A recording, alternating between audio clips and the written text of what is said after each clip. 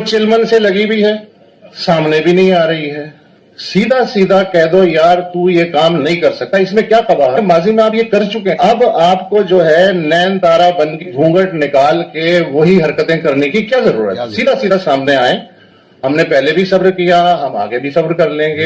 हम में कुछ और खूबी हो ना हो, लेकिन सब्र की खूबी तो बड़ी मिसाली है। हमने एक एक चीज को जो है, एक एक तजर्बे को बर्दाश्त कर लिया है। हमने तो ऐसे सियासतदान भी बर्दाश्त कर लिए हैं जिनके लिए एक की मुसीबत दूसरे के लिए सुनहरी मौका बन जाती है। वो ये सोचे बगैर कि कल वो भी इस शिकंजे में आ जाएं। बात दुरुस्त है कि 70 के जो इलेक्शन हुए थे वो रिलेटिवली, चूंकि पहली दफा वन मैन वन वोट का मजा चख रहे थे अवाम भी और हुक्मरान भी, तो दोनों को नहीं पता था कि क्या करना है। तो उन्होंने भोलपन में जो उनके दिल में आया कि जी ये अच्छा है, उसको वोट दे दिया। और ये बात भी दुरुस्त है जुबैर साहब की कि एस्टेब्लिशमेंट चाहती थी मुस्लिम लीग तय्युम, जो उसकी कैलकुलेशन थी वेस्ट पाकिस्तान में, और पीपल्स पार्टी और जमात इस्लामी। ईस्ट पाकिस्तान में जो इंटेलिजेंस रिपोर्ट्स आई थी उनमें अवामी लीग को सादा अक्सरियत मिलनी थी।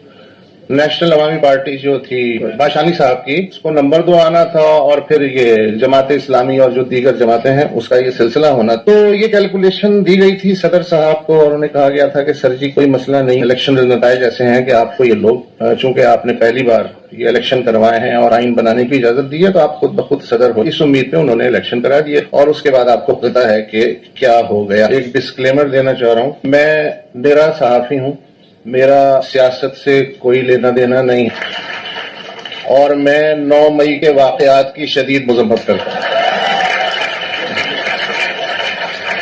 मजहर के बारे में आसमा ने भी कहा और एक और मुकर्रर ने भी कहा कि इनकी रिपोर्टिंग और उसूल पसंदी और उसकी वजह से लिफाफे में गोलियां भर के भेजी गई। तो भाई जब आप लिफाफा कबूल नहीं करोगे तो लिफाफे में और क्या आएगा? फिर ये भी कहा गया कि जी मुतवाज़िन जर्नलिस्ट हैं, गैर जानिबदार जर्नलिस्ट हैं। मेरे हिसाब से जर्नलिस्ट का मुतवाज़िन और गैर जानिबदार होना ये खूबी की नई बात है, ये ऐब है। इसलिए कि आप कैसे मुतवाज़िन हो सकते हैं जब लोग गैर मुतवाज़िन हो? आप कैसे गैर जानिबदार हो सकते हैं जब आपके सामने ज्यादती हो रही हो? आपको जानिबदार होना पड़ता है उसके लिए जिसके साथ ज्यादती हो रही है। इसलिए अच्छी बात यह होगी कि अगर आप ना मुतवाज़िन हो ना गैर जानिबदार हो। गैर जानिबदार वेस्टर्न मीडिया है अगर गजा हो, वरना वो भी गैर जानिबदार नहीं होता है। और पाकिस्तान में ऐसे बहुत से इश्यूज हैं कि मेरे ख्याल में वहां सहाफी का गैर जानिबदार होने से भी ज्यादा बुरा है। उसके बाद इमरजेंसी लगा दी जाती है अगर एबडो से काम नहीं चल रहा, फिर उससे भी अगर काम नहीं चल रहा तो एहतसाब होगा, फिर इंतखाब होगा, वो छलनी एक लगा दी जाती है। उससे भी काम ना चले तो फिर 58(2) भी आ जाती है। उससे भी काम ना चले तो 62-63 के तहत जो सबसे काजिब आदमी है वो मेरे बारे में फैसला करता है कि मैं सादिक और अमीन हूं या नहीं। उससे भी काम नहीं चलता है तो फिर वो कहते हैं कि जी वोटर तो खैर जाहिल हैं, लेकिन कैंडिडेट को तो कम से कम जाहिल नहीं होना चाहिए, तो ग्रेजुएट तो होना ही चाहिए। तो फिर ऐसे ऐसे ग्रेजुएट सामने आते हैं 2002 में कि उसके बाद वो शर्त जो है वो खुद ब खुद ही कहीं गायब हो जाती है। उससे भी काम नहीं चलता तो फिर नैब की छलनी क्रिएट होती है कि इसमें से छन के जाओगे तो हम तुम्हारे साथ कोई बात करेंगे। उससे भी काम नहीं चलता है तो फिर कहते हैं ठीक है आप इलेक्शन में हिस्सा ले लें, लेकिन हम आपको इंतखाबी निशान नहीं देंगे। उससे भी अगर काम ना चले तो मुझे बताया गया है कि बोहरा अरब में ऐसी 10-15 शारकें हैं जो 27 तारीख को ठीक 4:30 बजे इंटरनेट की तार काट देती हैं। मेरा जो बैकग्राउंड है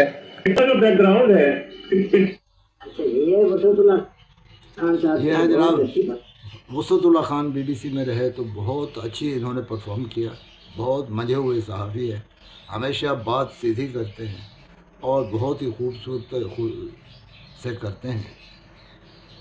रिटायरमेंट के बाद भी सहाफ़त कर रहे हैं, एक चैनल पे प्रोग्राम करते हैं, कंबाइन 3 दोस्त बैठते हैं और वो भी इनके बहुत सिलेक्टेड प्रोग्राम होते हैं। इस तकरीर में उन्होंने बहुत इशारतन ख़तरनाक बातें की जिनका खमियाजा किसी भी आम आदमी को भुगतना पड़ जाता है जब वो इस तरह की तनकीद करता है। लिफाफे की बात उन्होंने की तो अगर लिफाफा कबूल नहीं करोगे भाई तो फिर तो गोलियां ही आएंगी।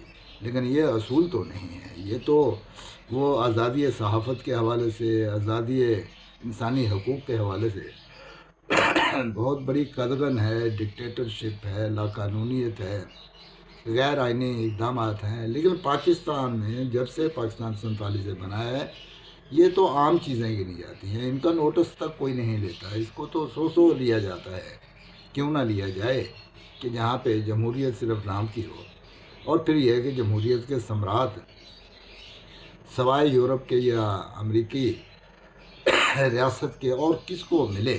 وہ بھی یہ کہ اپنے ہاں تو جمہوریت ہے ان کی، لیکن پوری دنیا میں انہوں نے فساد مچا رکھا ہے. عراق ہے، شام ہے، لیبیا ہے، ایران ہے، فلسطین ہے. کہیں بھی جمہوریت کا انسانیت کو تو کوئی فائدہ نہیں ہو رہا. یہ ہے کہ صحافت زندہ رہے تو ایک دن کچھ اچھا بیان کرنے میں کامیاب